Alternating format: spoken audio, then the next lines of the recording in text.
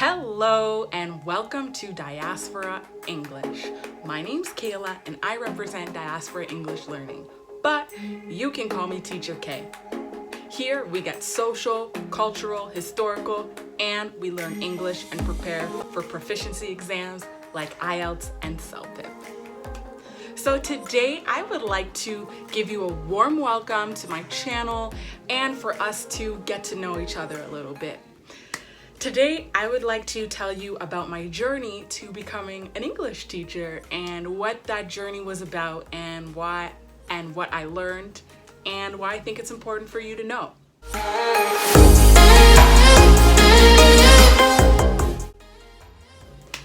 So, one thing interesting about me is my first job I ever had was actually as a tutor, or you could call it a teacher as well.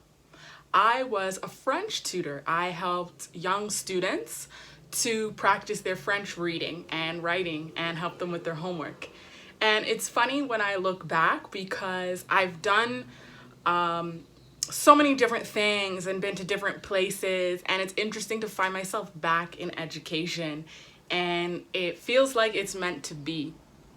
So my first job was actually as a tutor, and the first business I ever ran was also a tutoring company as well, but for French tutoring, because I was in the French immersion program, and that is a popular program in Ontario, and a lot of students need tutoring because their parents don't speak French and they might not get all the learning they need done in class, and they need some extra help to help them understand the material and move forward. So that's one thing about me. Another thing about me is I'm from Toronto. Well, actually, I'm not. I am from a smaller town outside of Toronto called Ajax. It's about a 40-minute drive outside of Toronto, but for people who are not from Canada or even Ontario, it's easier to just tell people you're from Toronto because they're probably not going to know little old Ajax. So, fast forward from starting a business and being a tutor. After I did this, I went to university in another city called Hamilton, which also isn't far from Toronto. It's about 45 minutes to an hour west of the city. And I went to business school there. And to me, business school was way more exciting than running a tutoring company or tutoring elementary school kids, living on campus, and just starting my life as an adult. So that's what I moved on to next after doing that. And it was a great time. It was a great time. It was a great 4 years. And then after 4 years, I had to decide, okay, what do I want to do with my life? What do I want to do as a career? And I didn't know, actually. When I graduated, I didn't know exactly what I wanted to do. But I knew I enjoyed business. I enjoyed problem solving. I enjoyed I enjoyed being creative and creating solutions. So it felt like business was the right area for me, but I didn't know exactly where. And in my last year at university, I was working at a bank as a bank teller. So I continued doing that job as I did more research about what I wanted to do. And then I discovered the field of consulting, and I thought, oh my gosh, this is perfect. This is exactly what I want, because it's almost like what I was doing in university, except you get paid for it. You get paid really well. You meet lots of people. You work with lots of different companies. There's a lot of variety. You're not doing the same thing. You get to travel. I just didn't see any downsides to it. So I applied to some graduate programs, and I got accepted to IBM's new graduate program called Consulting by Degrees. And that was an amazing experience. I got to meet a lot of people my age who were starting their career. We got to travel together to the States to do training, and I got a lot of experience in a short amount of time. I worked with 10 different companies with managerial and with managerial staff and directors and VPs all within these 2 years, and I got a lot of skills out of it. And I continued doing this. But as I was developing myself professionally, I was also developing myself personally and getting to know myself better. And one thing I learned is that I love dance, and I fell in love with dance, specifically a Brazilian dance called Samba. And during this time, I was taking a lot of classes, listening to a lot of the music, doing a lot of research as well on the history of the dance and the movements. And then I started traveling to Brazil to learn more about it and to really really feel the full experience of what this dance is, you know, the people the dance comes from, how it's practiced, and just I had this insatiable new vocabulary. I had this insatiable desire for samba and this Brazilian culture and knowing about it and the rhythms. And as I got more into that, my passion for that started to compete with my professional interests. So one thing I decided to do was to take a leave of absence from my work. So basically I took 3 months off to travel in Brazil and to study more of samba, to meet teachers, to participate in samba schools, and to really study this art, not only from an artistic perspective, but also from a sociological and cultural perspective, because all of these things are involved, and even from a political perspective, because this is a dance that had been used politically as well in its history. So I took those 3 months to fully immerse myself, and I was able to do that while not having my work obligations. And when I came back after the 3 months, I was like, you know, that passion is still there. That desire is still there. But, you know, I carried on. I kept doing my thing professionally. And I reached a point where I was like, you know what? The professional, my professional pursuits are not satisfying me anymore. They're not fulfilling my needs right now. And when I say my needs as a person, my soul, my what I feel called to, why I feel like I'm here in this life. So I decided, you know, I need to make a change, because as, you know, these different opportunities and desires started to compete with each other, I didn't feel good inside.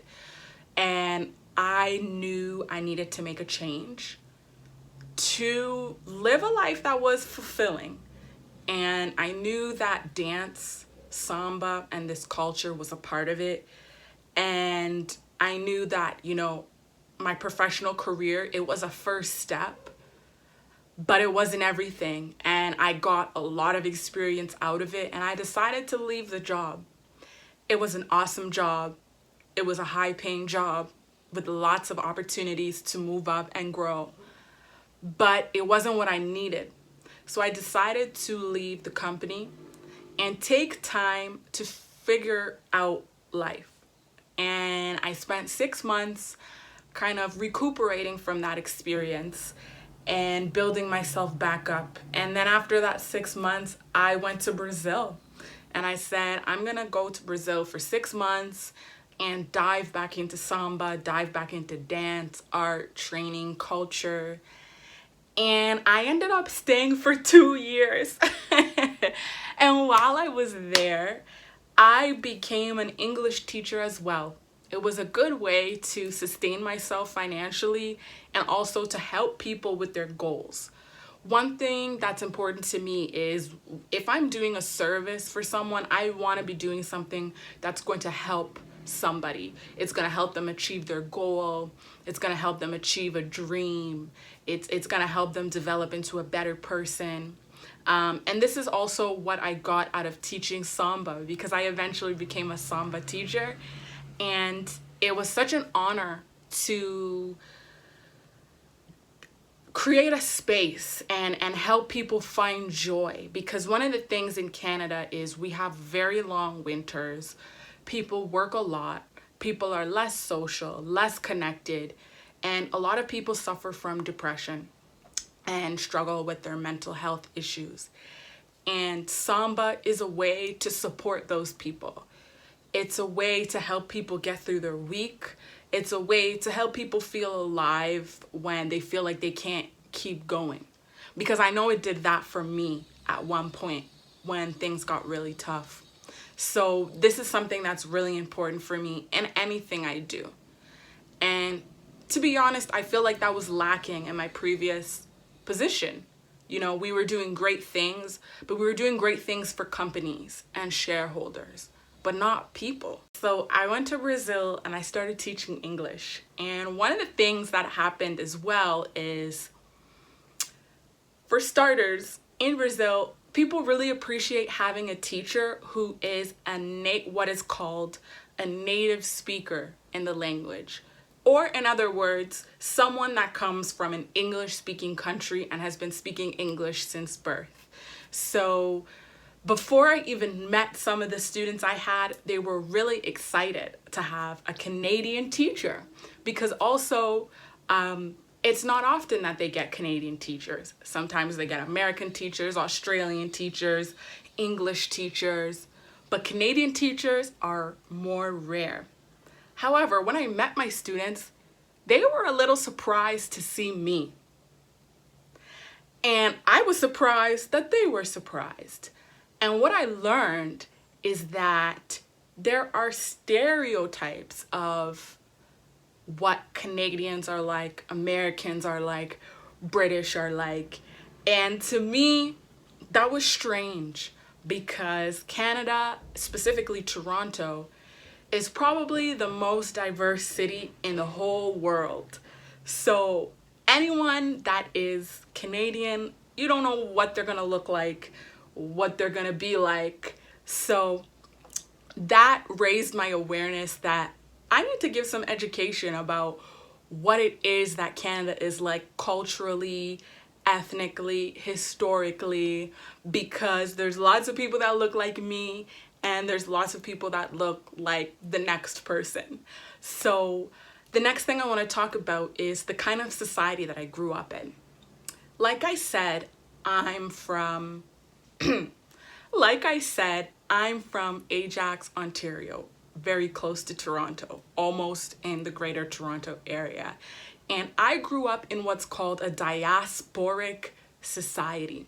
So there are lots of people that are a part of a diaspora from another place.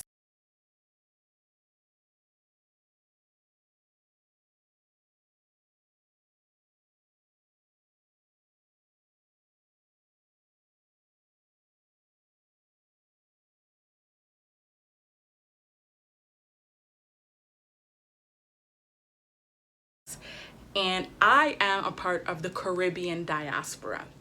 My grandparents came to Canada from the Caribbean, had my parents had me, and I'm what you call a second generation Canadian.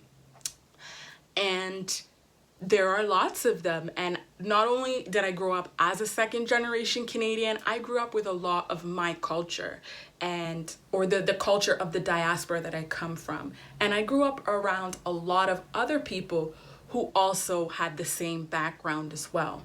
And I'm going to show you some pictures. So here you can see my class picture. I had a lot of classmates who also were of a Caribbean background. They had grandparents or parents that were from Jamaica, Trinidad and Tobago, Guyana, for example. I also had friends that were of Indian descent, of Chinese descent, of Filipino descent, of Mauritian descent. And we all partake in each other's culture, and that's our Canada. And that is very normal for people growing up in the greater Toronto area or Ontario for that matter.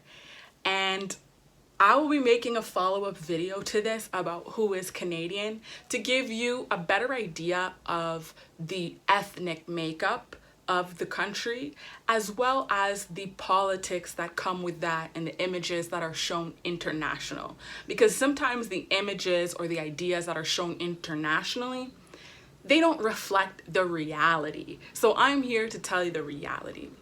But that's all I have for you today. I wanted to introduce you to a little bit of my life, how I became a teacher, what I'm doing, why I think it's important.